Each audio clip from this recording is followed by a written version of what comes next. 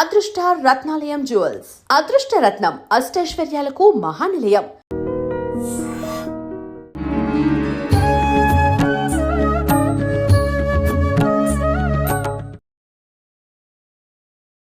నమస్కారం, welcome to I dream. ధర్మ మార్గం విత్ విజిత కార్యక్రమానికి స్వాగతం. ప్రస్తుతం మనతో పాటు ఉన్నారు శ్రీ విద్యా ఉపాసకురాలు శ్రీ మహావిద్యానందగిరి మాతాజీ. ఇప్పుడు మాతాజీతో మాట్లాడి మరిన్ని విషయాలు తెలుసుకుందాం. ముఖ్యంగా మనకుండే సందేహాలన్నింటినీ కూడా నివృత్తి చేసుకునే ప్రయత్నం చేద్దాం. అమ్మ నమస్కారం. శ్రీమాత్రే నమః తల్లి. అమ్మ, ఏకాదశి మనకు సంవత్సరంలో 24 ఏకాదశులు. ప్రత్యేకించి ఈ మాఘమాసంలో వచ్చిన ఏకాదశి ప్రాధాన్యతతో పాటు భీష్ముడికి సంబంధించిన ఒక విశేషం కూడా ఉంది. మరి ఆ విశిష్టత గురించి ఆ రోజుని మేమందరము ఎలా ఉపయోగించుకోవచ్చో తెలియజేయండి. ఏకాదశి, భీష్మ ఏకాదశి, అసలు మాఘమాసాన్నే పవిత్రమైన మాసంగాను పరమశివునికి ప్రీతికరమైనదిగా మనందరం ఎంతో ఇదిగా మొదటి నుంచి అంటే పాడ్యమి నుంచే మొదలు పెడతాం. ఇంకా విశేషం ఏంటంటే గుప్త నవరాత్రులు, అవును, శ్యామల నవరాత్రులు మొదలవుతాయి. ఈ గుప్త నవరాత్రులు కూడా నిజంగా ఒకప్పుడు ఎవరీ కాదు, ఇవి సాధకులు అంటే ఋషులు, తపస్సంపన్నులు వాళ్ళు చేసుకుంటుండేవారు. కానీ ఈ రోజుల్లో ఏమైందంటే ప్రతి వ్యక్తి తపస్సంపన్నుడిగా మారాడు. అంటే ఇటు భౌతికంగా ఉన్నాడు, అదే సమయంలో ఇప్పుడున్న మానవులు ఆధ్యాత్మికంగా కూడా చాలా ఆసక్తి చూపిస్తున్నారు. వాళ్ళకు అర్హత వస్తేనే ఈ గుప్త నవరాత్రులు బయటకు వచ్చాయి. అంతేకాని మనకు అర్హత లేకపోతే విశ్వం మనకేది ప్రకటితం చెయ్యదు. మనకి ఆ సందర్భం, ఇప్పుడు ఉదాహరణకి భూమి ఉందనుకోండి, మన భూమిలో ఎన్నో ఖనిజాలు ఉంటాయి. కానీ ఆ బంగారం, ఆ వెండి, ఆ ఇనుము, ఇంకా ఆయిల్స్ ఎన్నో ఉంటాయి కదా, భూమిలో నుంచి కదా సంపదలన్నీ. మరి అవి అక్కడే ఉంటాయి. మనం దానిని తీసుకునే ఆ రోజు వచ్చిన రోజే అది ప్రకటితం అవుతుంది. నిజం కదా. అప్పుడు దాన్ని అనుభవించే హక్కు ఈ ప్రజలకి, అంటే ఆ భూమి మీద ఉన్న మానవాళికి లభ్యమైంది అని దాని అర్థం. అలాగే ఇప్పుడు మాకు వారాహి నవరాత్రులు చేయిస్తారు. ఎందుకంటే వారాహి ఉపాసన ఉంటుంది ఈ మహాషోడశిలోనే. శ్యామల నవరాత్రులు చేయిస్తారు. ఎందుకంటే శ్యామల మంత్రం ఉంటుందంట, రాజా శ్యామల మూల మంత్రం ఇచ్చారు మాకు. అట్లాగే మాకు ఆ రోజుల్లో నేను మామూలు ప్రాథమికంగా ఆధ్యాత్మిక సాధనలు చేస్తున్న రోజుల్లో మేము గాయత్రి పురచ్చరణలు విశేషంగా చేసేవాళ్ళం. గాయత్రి పురచ్చరణ అంటే 1,25,000 చేయాలా, లేదా అక్షర లక్ష 24 లక్షలు చేయడం. 24 లక్షలు అంటే అంత త్వరగా అవ్వదన్నమాట. మేము ఎక్కువ కాలం పెట్టుకొని ఎక్కువ సమయం పెట్టి చేస్తూ ఉండేవాళ్ళం. ఇంకా సామూహికంగా అంటే ఇంతమంది మని కలిసి అక్షర లక్ష చేస్తూ ఉండేవాళ్ళం అనమాట. అలా చేస్తుండేవాళ్ళం. అప్పుడు వైశాఖ మాసం, చైత్రం వైశాఖం అయిపోయి జ్యేష్ఠ మాసంలో గాయత్రి నవరాత్రులు వస్తాయి. ఇలా ఇవి అన్నీ అందరికీ తెలియదు, ఏ ఉపాసనలో ఉన్నారో వాళ్ళకి అవి తెలుస్తూ ఉంటాయి. కానీ ఈరోజు విశేషంగా వారాహి నవరాత్రులు బయటకు వచ్చాయన్నా, లేదా రాజాశ్యామల నవరాత్రులు బయటకు వచ్చాయన్నా, ఈ అమ్మవారిని ఈ రూపంలో కొలవవలసిన సమయం ఆసన్నమైంది. ఆ శక్తిని మనం తీసుకొని రక్షణ వలయంలోకి, అంటే ఆ శక్తి యొక్క రక్షణ వలయంలో మనం నివసించవలసిన సమయం వచ్చింది కనుకనే అవి ప్రకటితమయ్యాయి. అంటే ఇప్పుడు అందరూ చేయొచ్చా అమ్మ? మరి చేసుకోవచ్చమ్మా. ఎవ్వరు ఇక్కడ ఉగ్రదేవతలు ఏమీ లేదమ్మా. ఉగ్రమా కాదా అనేది మనం చేసే ఉపాసనని పట్టే ఉంటుంది. అమ్మవారిని ప్రేమగా పూజించడానికి దోషం ఏమిటమ్మా?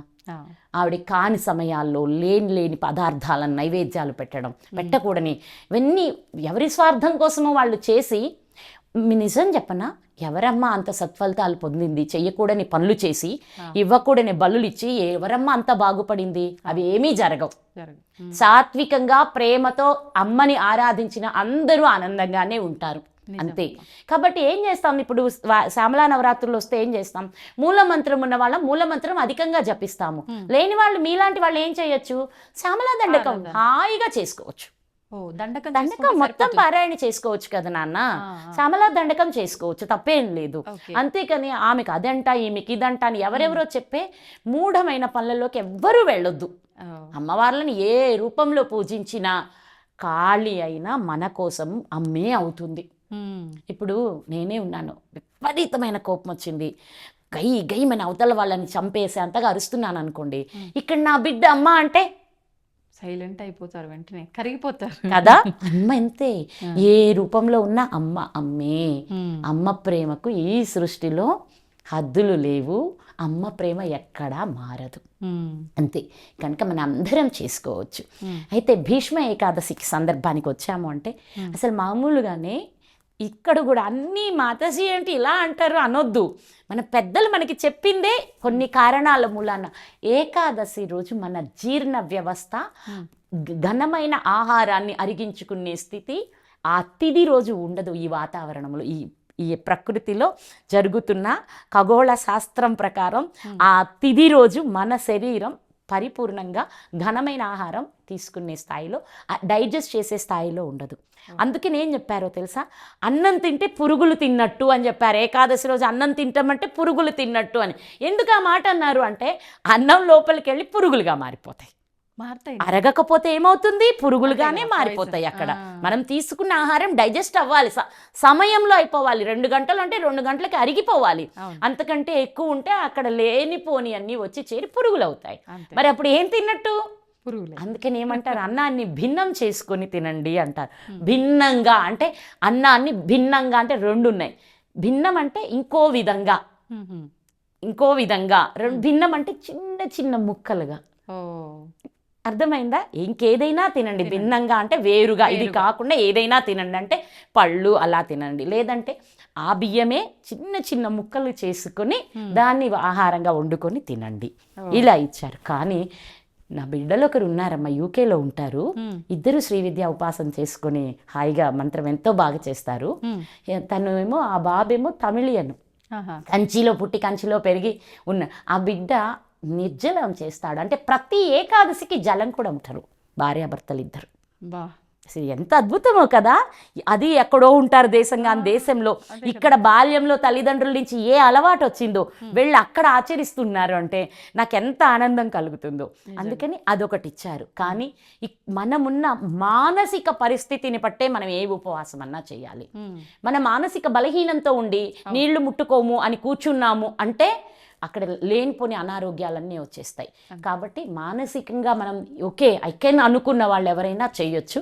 లేదన్న వాళ్ళు ఇలా ఏదైనా బియ్యపు రవ్వతోని గోధుమ రవ్వతోని కొంచెం పదార్థం చేసుకుని తీసుకున్నాక సాయంత్రం పలహారం అంటే పండ్లు పాలు లాంటివి తీసుకొని ఉండొచ్చు.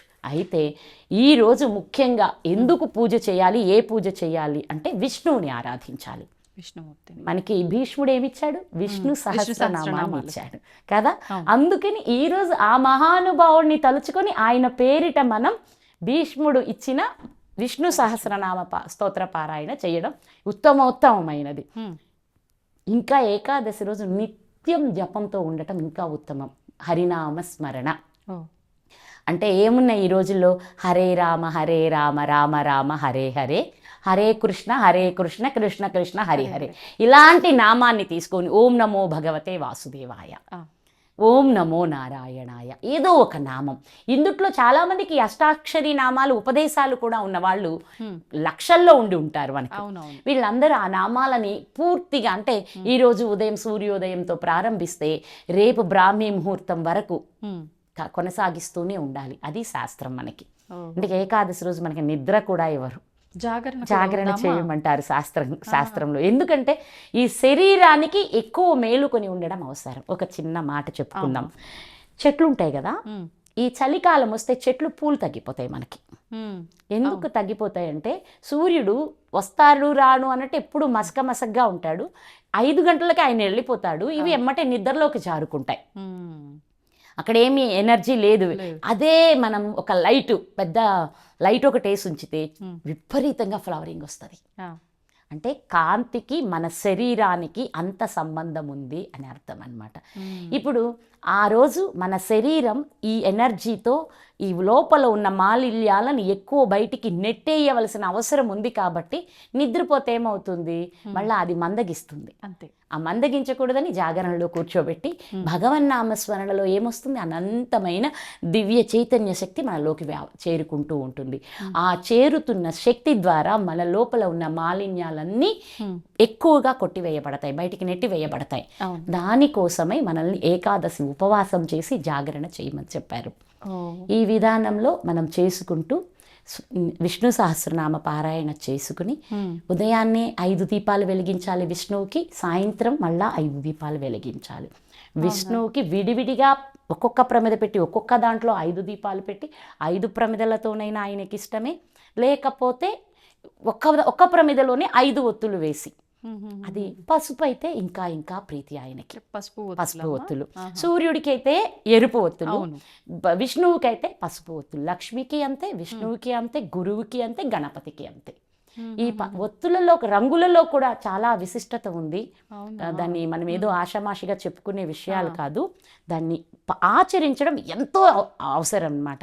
ఇప్పుడు ప్రతి వ్యక్తికి దైవ అనుగ్రహం కావాలి, దైవ బలం కావాలి, దేవుని యొక్క దివ్య సహాయం నిరంతరం లభిస్తూ ఉండాలి. దానికోసమే మనం చేసే ఈ పూజలన్నీ, వీటి ద్వారా తప్పనిసరిగా లాభం పొందుతాం. ఇది నిజం. ఎందుకంటే ఆచరించి ఉన్నాను, అన్ని ఫలితాలు అనుభవించి ఉన్నాను కాబట్టి బిడ్డలకు నేను ఇంత ఆనందంగా ధైర్యంగా చెప్పగలుగుతున్నాను. శ్రీమాత్రే నమః తల్లి. ధన్యవాదాలు.